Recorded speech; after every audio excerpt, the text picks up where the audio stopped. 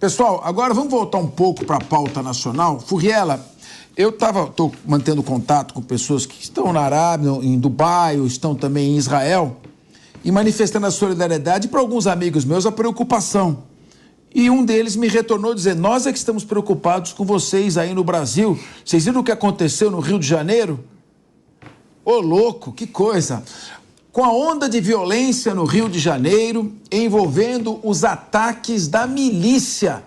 Olha, organizações criminosas paramilitares. Ataques a 35 ônibus, meu caro César Dario Mariano, procurador de justiça. E ataques a um vagão de trem. O governo Lula estuda a recriação do Ministério da Segurança Pública. Atualmente, o assunto faz parte da pasta do Ministério da Justiça e Segurança, comandada por Flávio Dino.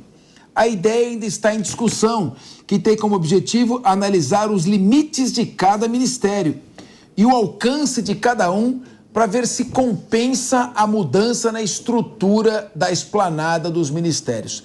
César Dario Mariano, você é a favor, por questões técnicas, operacionais da divisão dos ministérios, ou você é a favor por motivos políticos para enfraquecer o poder do ministro da Justiça? Qual a sua avaliação? Capês, tudo o que está acontecendo agora já era previsto.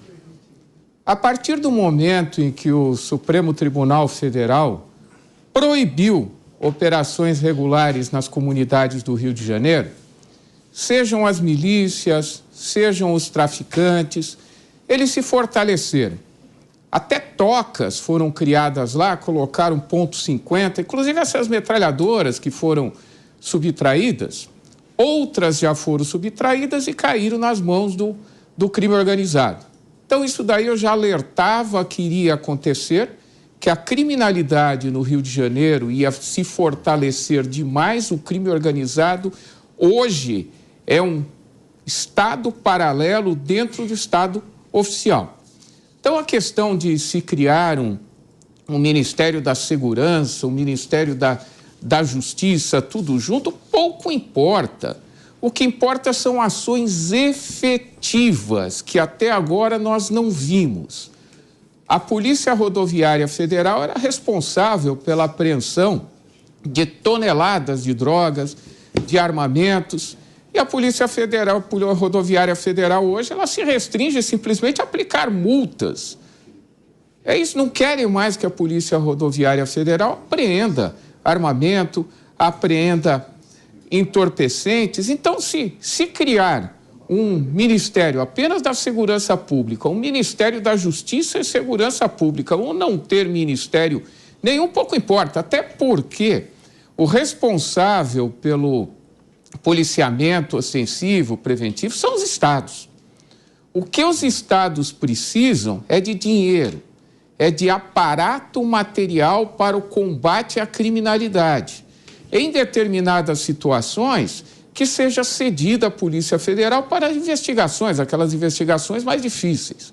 Então, isso de se criar 1 ou 2 ministérios, isso é pura política, porque para fins de operacionalização, isso pouco importa. Então, é simplesmente política. É a criação de um ministério a mais para dar uma vaga a mais aos seus aliados políticos. Só isso. É pura balela política. Emerson Tawil. Ué, vou louco, não é possível que eu não... Nessa altura da minha vida, eu não vou conseguir falar. Querido, você é um grande criminalista. Como você avalia essa gestão técnica, se é uma decisão técnica ou se é mais um ministério para a gente pagar? Por favor. É politicagem, infelizmente é enxugar gelo. Isso não traz qualquer simbolismo ou significado positivo para a população. O crime organizado já tomou conta do Rio de Janeiro. O Estado, os tentáculos do Estado não conseguem mais alcançá-los. Para você ter uma ideia só, esse ano foram apreendidas mais de 114 mil armas. Comparada a 2022, foram 98. Então, significa que os tentáculos do governo não conseguem alcançar o crime organizado. Não conseguem colocar freio no crime, não conseguem colocar freio nas mortes. Nós temos muito mais mortes aqui. Só ano passado tivemos cerca de quase 49 mil mortes violentas no país. Sem dúvida é trocadilho político isso, talvez para fazer um acondicionamento de alguns apoiadores, talvez até para trazer uma sintonia política vivida atualmente. O Congresso causa briga entre o Centrão, entre outros mais, e isso a gente sabe que infelizmente faz parte da nossa política nacional. O crime organizado precisa ser colocado um freio, mas de qual maneira, o Capês e caros interlocutores, assim podemos dizer, é através de não só de leis. Nós temos uma gama de leis que são inaplicáveis ou mesmo tem uma dificuldade, entrave, recursos, que isso causa uma sensação, quiçá, uma objetividade de que não servem para quase nada. Precisamos investir muito mais na educação. Eu sempre falo, em toda oportunidade que eu tenho, de que a tenra idade investida, você vai formar um cidadão de caráter, de moral, um cara que tenha capacidade cognitiva e mental de questionar o seu próprio governo, para saber se ele é bom ou mal, sem o assistencialismo demasiado, não que ele não seja necessário, ele é sim necessário, mas quando você coloca de uma forma demasiada, você cria uma dependência da população de um governo. Quando a gente tem a intervenção demasiada de um governo em cima de uma população, nós temos um descontrole, não só social, mas moral. Dadas as notícias, dadas aos crimes e todo o noticiário que a gente vê diuturnamente, estamos com a nossa parte criminal degringolada, essa é a grande verdade. Ninguém consegue frear o crime organizado, mas cavalo selado todo mundo monta e caminha de uma forma muito tranquila. Esses são cavalos selvagens, sem sela, no qual nenhum governo conseguiu e consegue colocar freio, Cabeça. Olha, eu queria ouvir o Ricardo Rous. Ricardo, no começo desse mês, dia 2 de outubro, a imprensa noticiou que o governo federal vai passar 900 milhões de reais para um programa de combate ao crime organizado. Só o estado de São Paulo, que é do governo estadual, vai aplicar 35 bilhões. Só de emendas parlamentares são 30 bilhões. Com esse dinheiro, que é absolutamente insignificante dentro do orçamento federal, dá para dizer que vai melhorar a segurança criando mais um ministério, com mais despesa, mais cargos, mais centrão? Será que é por aí? Capês, você falou tudo. Não tem, de fato, um trabalho sério por parte do governo federal no combate à criminalidade. Não há, quando eu digo isso, eu digo olhando os números, não há dinheiro, há uma quantidade pequena de dinheiro. Se a gente for olhar o orçamento desse ano, o governo está gastando mais com propaganda, com publicidade, do que necessariamente com segurança pública. A gente consegue ver as prioridades. O governo do estado do Rio de Janeiro não tem mais condições de combater o crime organizado. Ali existe, na minha opinião, uma espécie de promiscuidade entre o narcotráfico, entre as milícias, parte dos políticos e parte da polícia do Rio de Janeiro. Então há necessidade do governo federal chamar essa responsabilidade para si e colocar dinheiro, ter um ministério a mais, um ministério a menos. Isso vai ser uma jogada política, como outros colegas já falaram aqui, é menos relevante. A questão é dinheiro. O governo tem que, de fato, colocar orçamento, tem que ajudar os estados a combater, de fato, a criminalidade, a dificultar a entrada de armas e drogas nas fronteiras terrestres, nos portos, nos aeroportos. Nós precisamos que o Congresso Nacional endureça a legislação contra a bandidagem. Precisamos diminuir a falácia política. Toda vez que acontece uma catástrofe, como aconteceu no Rio de Janeiro, a população ficou refém da milícia, 35 ônibus, trens queimados e a população aterrorizada, ou como aconteceu há algumas semanas ali da morte dos médicos na Barra da Tijuca, sempre a gente vê os políticos falando demais e fazendo de menos. E o povo está cansado disso. Nós precisamos de ações concretas, e com ações concretas, Capês, quer dizer dinheiro de fato investido na área certa para melhorar a segurança pública no Brasil. Manuel Furriela, é preciso ter equipamentos, a legislação de combate ao crime organizado prevê infiltração de agentes, flagrante prorrogado, interceptação telefônica, bloqueio de bens, organização de força-tarefa. Se o debate fica nessa superfície de debate político, precisa criar mais um ministério, agora com isso vamos reforçar o atendimento às necessidades da população, 900 milhões para vocês e 40 bilhões para os deputados em emendas. Nós ficamos só num debate de narrativas, é isso? O país está vivendo o mundo das narrativas? Sem dúvida, né? O que a gente vê é uma falta de agenda, uma falta de organização de toda uma estrutura de combate ao crime. Foi mencionado aqui que há uma necessidade de reforma legislativa. O próprio governo federal pode fazer uma proposta nesse sentido. Há uma necessidade de alocar mais recursos. A gente verifica pela distribuição do orçamento que a questão da segurança pública, pelo menos em termos do governo federal, é algo completamente secundário. Mas não é secundário no problema do dia a dia do cidadão. Não é secundário pelo que está passando o cidadão do Rio de Janeiro, ou mesmo o governo do estado e a prefeitura, tendo que lidar com situações envolvendo tanto o tráfico quanto as milícias e sozinhos nessa empreitada. Os estados, alguns mais estruturados, como é o caso de São Paulo, ainda têm mais condições de fazer frente a esse problema. E os outros? A gente tem acompanhado a Bahia, batendo recordes na quantidade de civis. Eu ia falar de civis por causa da guerra, mas é uma guerra que a gente tem aqui também. Então as pessoas, o cidadão comum sendo vitimado, ali na Bahia ou em outros estados, por conta realmente de uma falta de governo, uma falta de Estado. É hora de o governo federal chamar para si, concordo aqui com os colegas, seja no Ministério da Justiça, que inclui a questão da segurança pública, ou seja em outra pasta, chamar para si a responsabilidade de organizar uma grande agenda nacional de combate ao crime, principalmente o crime organizado, com propostas legislativas, mas principalmente tem que botar como uma das prioridades no orçamento, alocando recursos, ajudando os entes federativos. Meu querido César Dario Mariano, promotor criminal durante muitos anos, penalista, não é? Autor de obras, meu concorrente, que aliás com muita honra. Eu queria te perguntar uma coisa. O índice de tolerabilidade das Nações Unidas é de aproximadamente 9 homicídios a cada grupo de 100 mil habitantes. Vou repetir. Quando tem mais de 9 homicídios para cada 100 mil habitantes, é uma epidemia já, é nível epidêmico. Sabe qual é o índice na Bahia?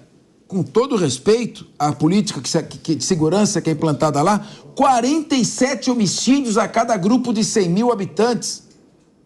Com 900 milhões de reais, vai se resolver esse tipo de situação? Tem que remunerar melhor as polícias, equipar melhor as polícias, estruturar a força-tarefa. César Dario Mariano, com a sua experiência trintenária de membro do Ministério Público, como a gente pode fazer para reduzir a criminalidade e sair desse mundo de Alice no País das Narrativas? Capês, você deve se lembrar bem, quando nós começamos a trabalhar no júri, você estava no primeiro tribunal do júri, eu no segundo tribunal do júri. Aqui em São Paulo nós tínhamos um homicídio por hora e no final de semana eram 2 homicídios por hora. O que o governo estadual fez? Começou, primeiramente, as polícias militares fazerem todas as formas de operações possíveis. As polícias civis, a Polícia Civil começou a ser estruturada. O DHPP recebeu novos delegados para investigação, na época o Desgualdo, o Instituto de Criminalística, mas não só isso, começou-se a expandir, criou-se inclusive quadras de futebol nas periferias, tivemos uma melhora significativa da parte social também. E hoje nós temos aqui em São Paulo praticamente controlado o número de homicídios. Só que em estados em que a criminalidade aumentou é porque simplesmente lá a justiça não funciona, a polícia não funciona. Essa é a grande realidade. A partir do momento em que há a impunidade, que as polícias não funcionam, o crime, principalmente o crime organizado, e muitos desses homicídios são praticados pelo crime organizado, tende a aumentar. E, paralelamente a isso, nós temos a leniência dos tribunais, principalmente dos tribunais superiores. Hoje, só para os telespectadores terem uma ideia, está praticamente proibido no Brasil fazer revista pessoal. A polícia, até pouquíssimo tempo, se desconfiasse de uma pessoa porque ela andava mais rápido, porque ela viu a polícia, ela ficou com medo, a polícia podia abordar E nessa abordagem poderia apreender drogas, poderia aprender principalmente, nesse caso, armas. Porque quando se apreende uma arma, muitas vezes se é uma arma ilegal, você está simplesmente obstando a prática de um crime posterior. Pode ser um homicídio, pode ser um assalto, pode ser uma extorsão mediante sequestro, mas hoje praticamente as polícias não podem, porque o Superior Tribunal de Justiça diz não se pode abordar aquelas pessoas a não ser em situações excepcionalíssimas, que equivalem praticamente a um flagrante. Ver a pessoa vender droga, ver a pessoa estar armada e ainda, olha, se desconfiar, eles vão dizer que aquela prova é ilícita. Quer dizer, a partir do momento em que nós temos uma legislação fraca, uma legislação muito fraca, a pessoa mata, ela mata se não tiver nenhuma qualificadora, é 6 anos em regime semiaberto. Como não tem regime semiaberto, matou, vai cumprir a pena, sabe aonde? Na casa da pessoa. Vai cumprir uma pena ali de 1 ano, na casa dela, depois vai obter a progressão de regime, por regime aberto, e vai fazer o que nós todos fazemos. Nós temos que ficar em casa à noite e não podemos nos meter em encrenca. Com a legislação desse tempo, você acaba incentivando a criminalidade. Você tira a vida de alguém e a pena é pífia. Você acaba com uma família, você acaba com aquela pessoa que é o sustentáculo, o arrimo de família, destrói uma família inteira com penas ridículas. Penas ridículas. Tanto que quando teve um congresso do júri aqui em 1998, eu estava conversando com um promotor do estado de Nova York. E ele me perguntou, olha, qual que é a pena para homicídio? Eu falei de 6 a 30 anos. Se for um homicídio qualificado, é de 12 a 30. Se for de homicídio simples, é de 6 a 20. E se há uma violenta emoção, uma discussão violenta, a pena geralmente é de 3 e 4 anos. Ele falou, não, mas eu não estou perguntando um homicídio culposo, sem intenção, estou perguntando homicídio doloso. Eu falei, não, mas esse é homicídio doloso. Ele falou, não, mas é possível. Eu falei, é possível sim, aqui no Brasil tudo é possível, porque a legislação aqui, ela é muito pífia. Veja o tráfico de drogas, e eu costumo dizer que direta ou indiretamente nós sempre temos a droga envolvida no homicídio. Ou a pessoa está muito louca, perde a cabeça e mata, ou é o traficante que mata o usuário que mata o traficante, são as organizações criminosas brigando entre si. E o que a gente faz? A gente trata o traficante de drogas aqui como ladrão de galinha. O sujeito é apreendido, é preso ali com 1 tonelada de drogas, tem a liberdade provisória e tem tráfico privilegiado, vai prestar serviço à comunidade. Algo que só no Brasil acontece. Então, quando você começa a tratar a criminalidade de forma muito leniente, que é o que ocorre, você não tem um sistema de segurança pública adequado, que é o que acontece na Bahia, no Ceará, que acontece em Pernambuco, Amapá, em boa parte das cidades brasileiras. O que acontece? O crime aumenta sobremaneira e chega uma hora que ele está totalmente descontrolado. Infelizmente, é o que ocorre no Brasil. E só para ilustrar o que o promotor César Dario Mariano disse, a justiça anulou todo um processo instaurado contra um traficante que começou com a prisão em flagrante porque a polícia estava realizando um comando, polícia militar, ele se assustou com a motinho, tentou fugir e caiu na calçada. E aí, então, ele sofreu uma busca pessoal, estava ali com arma, com drogas, foi processado. Segundo a justiça, teria sido feita com base numa análise muito subjetiva a desconfiança da polícia. Assim fica difícil trabalhar.